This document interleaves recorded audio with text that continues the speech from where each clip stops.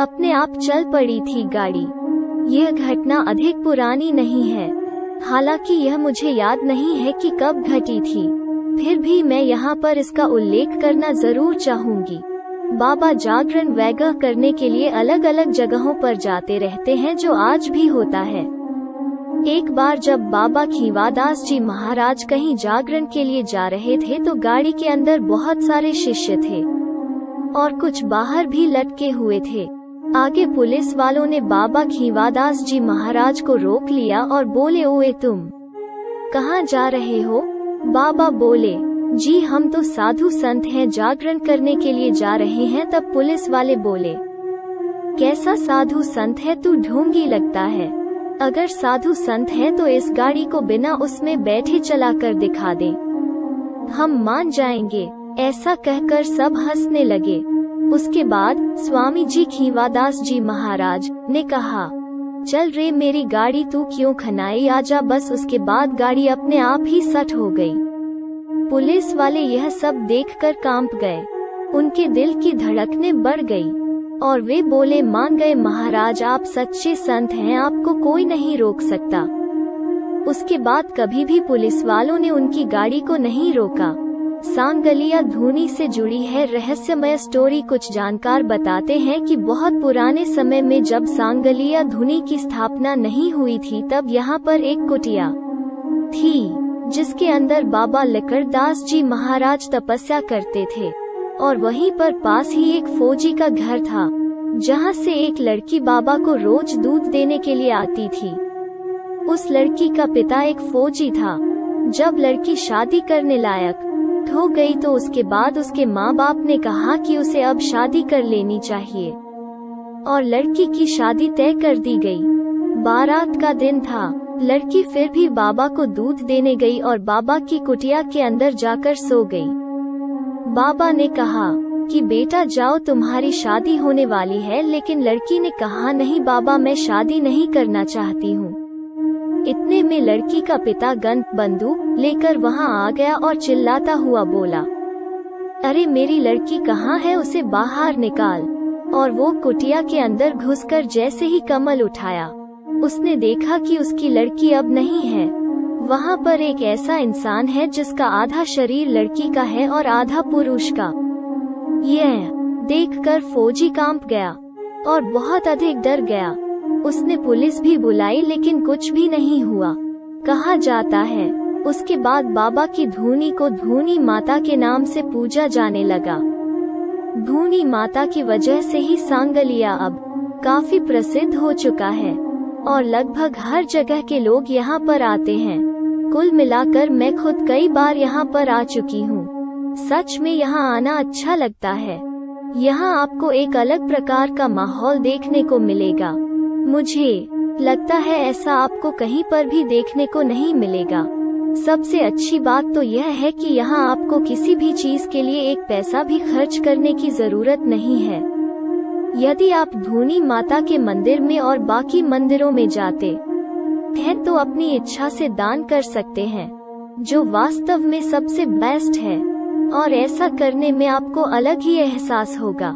आश्रम के अंदर क्या है, जब आप आश्रम के अंदर प्रवेश करने वाले होंगे तो बाहर आपको कुछ दुकानें वगैरह मिल जाएंगी, आप वहां से कुछ प्रसाद ले सकते हैं। उसके बाद अंदर जाएंगे तो आपको अपने चप्पल जूते वहीं पर निकाल देना चाहिए, जैसा कि आप दूसरे मंदिरों में करते हैं। उसके बाद अंदर दरवाजे में प्रवेश करेंगे तो आपको वहां पर दाहिनी साइड के अंदर धूनी माता का मंदिर दिखेगा। वहां आप प्रसाद चढ़ा सकते हैं और अपने हाथ पर नाल बंधवा सकते हैं। और वहीं पर पास में आपको कई छोटे छोटे मंदिर मिल जाएंगे और इसके अलावा अलग अलग महाराज की समाधि भी बनी हुई है। उसके बाद जब हम बाहर की तरफ जाते हैं तो खाने का इंतजाम है। आप वहां पर खाना बनाकर खा सकते हैं। महिलाओं और पुरुषों के लिए अलग अलग स्नान की व्यवस्था है। इसके अलावा सांगलिया धूनी के पास 60 बीघा की जमीन है जिस पर खेती की जाती है। सांगलिया धूनी में हर भक्त की मनोकामना पूर्ण होती है वहां पर जाने वाले भगत बताते हैं कि धूनी माता के पास आने वाले भगत की सुनवाई जल्दी हो जाती है। बहुत से भगतों ने इस बात का समर्थन भी किया और बताया कि किस तरह से माता ने उनकी समस्याओं को दूर कर दिया और आज वे हर तरह से खुश हैं। कई भगतों के काया कष्ट दूर हुए। इस बात का टेस्ट तो मैं खुद भी कर चुकी हूँ। यहाँ पर मैंने देखा है कि असाध्य रोग, बांझपन, पारिवारिक समस्याओं से ग्रसित, सामाजिक बहिष्कृत लोगों, जादू टोने के नाम से ठगे गए लोगों, नौकरी के लिए भटक रहे लोगों को, जिनकी पूर्ण आस्था है, समस्याएं तुरंत दूर हो जाती हैं। धूनी माता वास्तव में किसी चमत्कार से कम नहीं है। यदि आपको भी कोई समस्या है तो यहाँ पर एक बार जरूर पधारें।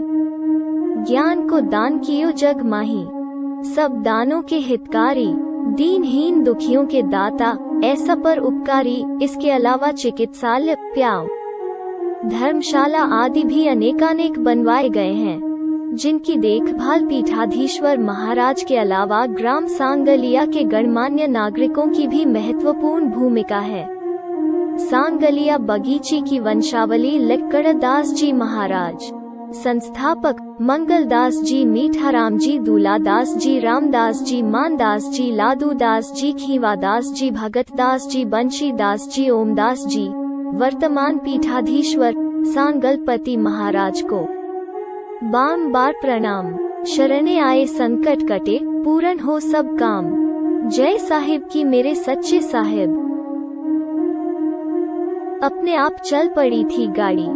यह घटना अधिक पुरानी नहीं है, हालांकि यह मुझे याद नहीं है कि कब घटी थी, फिर भी मैं यहाँ पर इसका उल्लेख करना जरूर चाहूंगी।